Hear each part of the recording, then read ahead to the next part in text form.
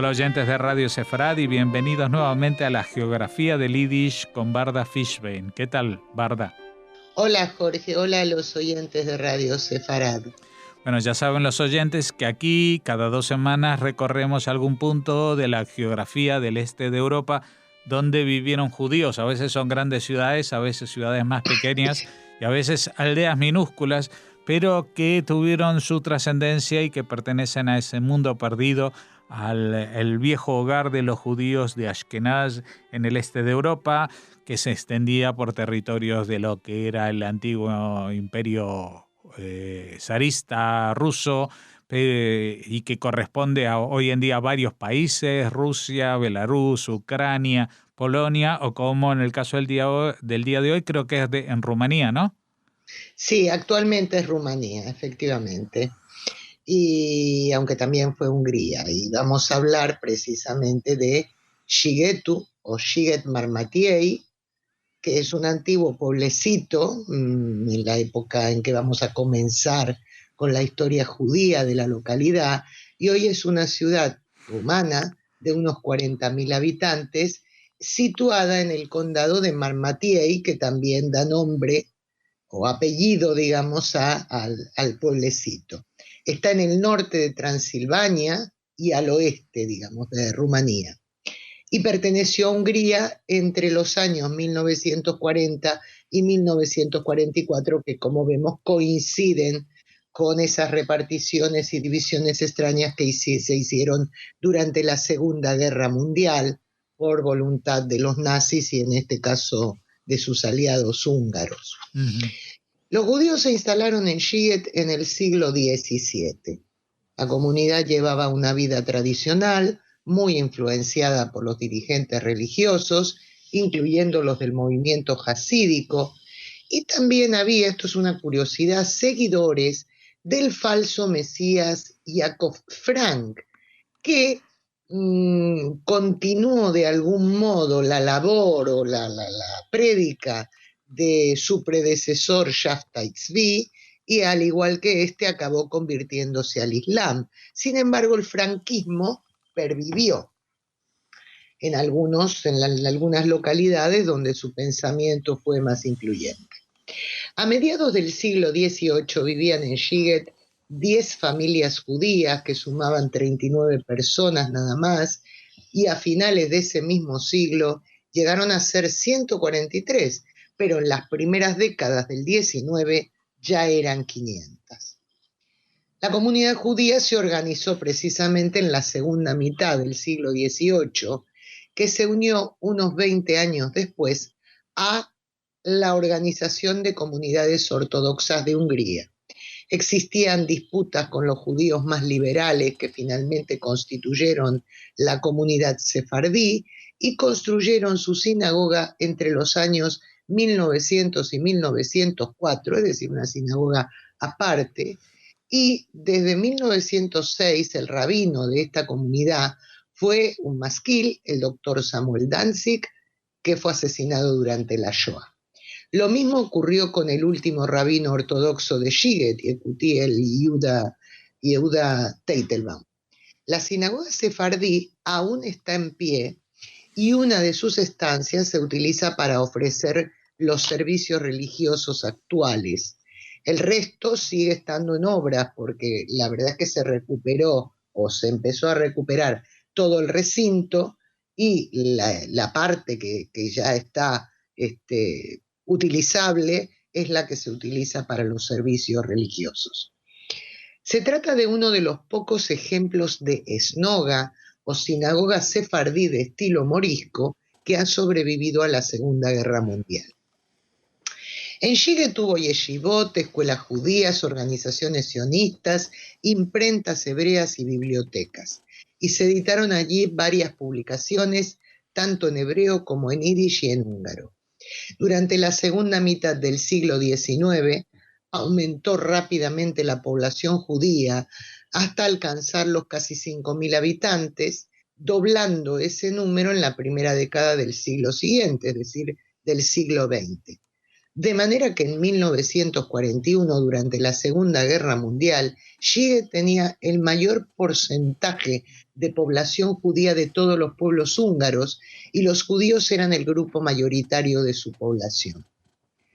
Tras la anexión del norte de Transilvania por parte de Hungría en 1940, las autoridades comenzaron a restringir la actividad económica de los judíos de Siget.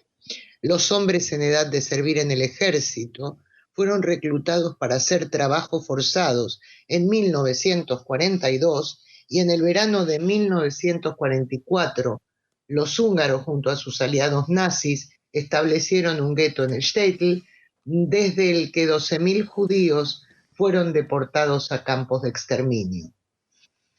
Ese número de personas corresponde no solo a nativos de Siget, sino también a desplazados allí procedentes de otras zonas. Sabemos que los nazis solían agrupar, luego conducir y agrupar en sitios cercanos a los ferrocarriles y conducir después a los trenes que llevarían a los judíos a los campos de exterminio.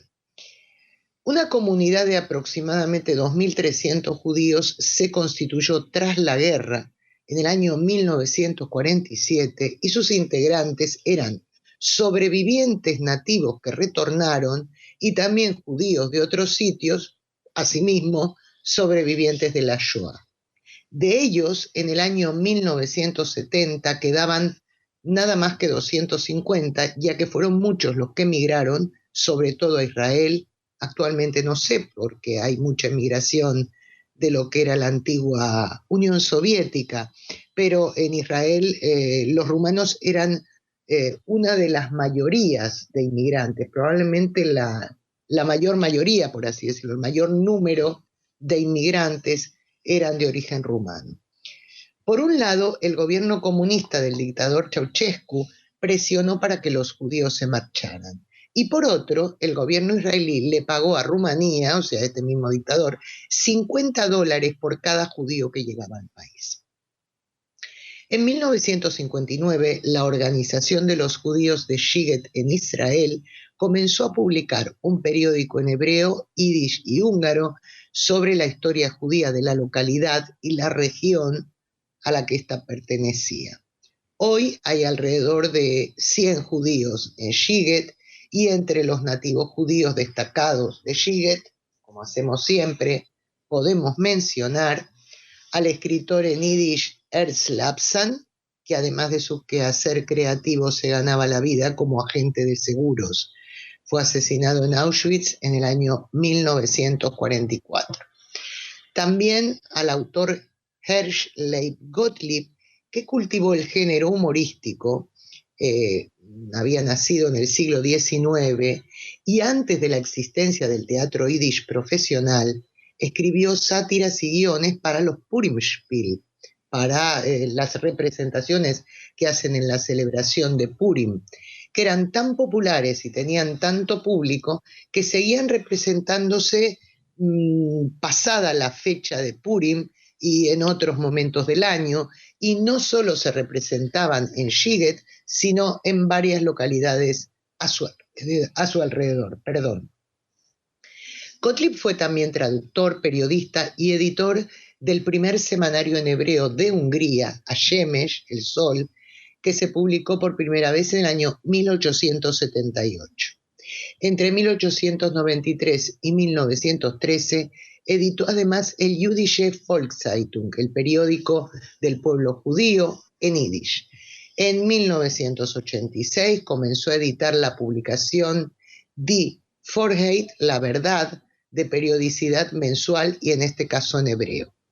Y desde 1902 hasta 1914, el semanario Ahavat Zion, o Amor a Sion, junto con Eliyahu Blank, que era bilingüe, en este caso el semanario yiddish-húngaro. Ahavat Zion fue considerada la publicación sionista oficial de la región y más tarde fue patrocinada por el propio Theodor Herzl.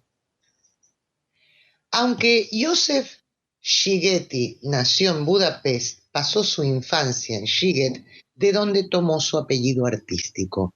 y donde pronto se advirtió que era un niño prodigio tocando el violín. Y en efecto fue un violinista prodigioso, lo que le valió el apodo de El Virtuoso Académico, ya desde sus primeros recitales, por su aproximación intelectual a la música. En cierto momento de su juventud enfermó de tuberculosis y se trasladó a una clínica suiza. Más tarde fue profesor de violín en el Conservatorio de Ginebra y allí también se inició su amistad con el compositor Béla Bartók, relación que duraría toda su vida. Desde 1920 hasta 1960 dio conciertos por todo el mundo y realizó muchas grabaciones. Los autores contemporáneos de Ligeti compusieron diversas obras para que él las interpretara, entre las más famosas de las cuales podemos citar el concierto para violín de Ernest Bloch o la Rapsodia número 1 de Bartók. He querido dejar para el final al que probablemente sea el más destacado e internacionalmente conocido nativo de Sziget. Me refiero a Elie Wiesel, que fue detenido por los nazis a los 16 años, como todos los judíos de su pueblo, en 1944. Estuvo internado en los campos de Auschwitz y Buchenwald y sobrevivió hasta la liberación en 1945. Su familia fue asesinada casi al completo durante la Shoah, salvo sus hermanas Hilda y Bea.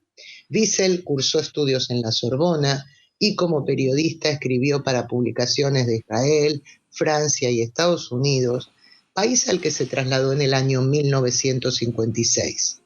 Volcó sus vivencias durante el nazismo en una trilogía, La noche, el alba y el día. Y ya cuando publicó la primera parte de esa trilogía, La noche, adquirió fama internacional. En 1986 recibió el Premio Nobel de la Paz. Wiesel falleció hace poco más de un año, en el verano de 2016. Bueno, y bien, con este recuerdo de Elie Wiesel, que reivindicaba siempre su origen en Sziget, también nos vamos a despedir y dentro de 2 semanas seguiremos hablando de otro punto de la geografía del Yiddish, si te parece, ¿verdad? Así es, Jorge, hasta entonces.